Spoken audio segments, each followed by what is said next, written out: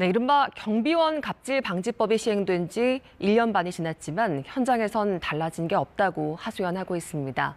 얼마 전에 서울의 한 아파트 경비원이 갑질 피해를 호소하며 극단적인 선택을 하는 일도 있었죠. 경비원들은 3개월짜리 쪼개기 계약 등으로 고용 불안에도 시달리고 있습니다. 홍화경 기자가 이 문제 살펴봤습니다.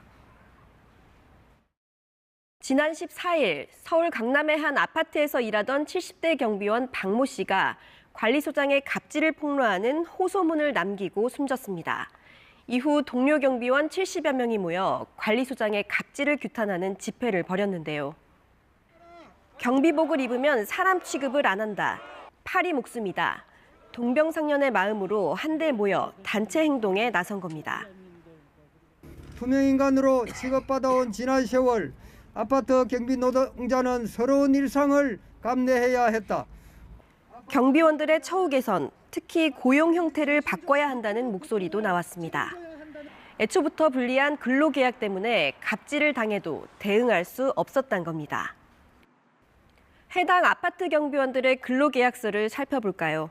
계약 기간은 3개월, 임금은 정확히 최저 수준으로 맞춰져 있습니다. 이른바 쪼개기 계약입니다.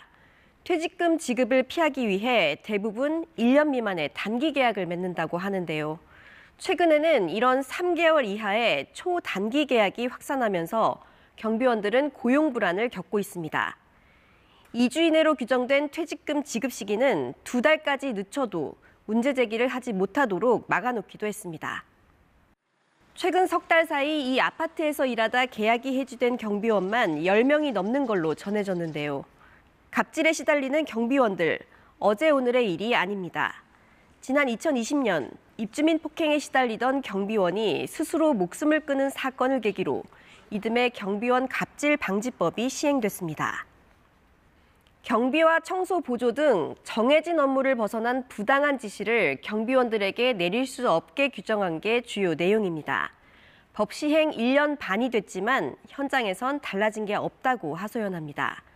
아파트 경비 노동자의 권리 구제 상담은 지난해 1000건을 넘어섰는데요. 1년 만에 근로시간과 해고 상담 등이 2배 가까이 증가하며 법 취지를 무색해 하고 있습니다. 경비원이 아파트에만 있는 건 아닙니다. 공장 등 다른 경비원들도 갑질에 시달리고 있는데요. 지난해 3월 도급업체와 1년 계약을 맺고 경남의 한 제조업체에서 경비 업무를 하던 69살 A씨. 하지만 계약 만료를 2달 앞두고 일자리를 잃었습니다. 제조업체 회사 대표가 오갈 때 거수 경례 등 인사를 하지 않았다는 게 해고 이유였다고 A씨는 말합니다. 사장이 나가면 팍 뛰나가지고 옥상 단장해가지고 경례를 깍듯이 하고 이런 너무 과잉 충성하는 거 아니냐. A씨는 화장실 관리나 식당 일까지 해야 했습니다. 식당에 주는 인건비 줄이려고 밤 11시 되면 밥을 우리가 챙겨줘야 되는 거야.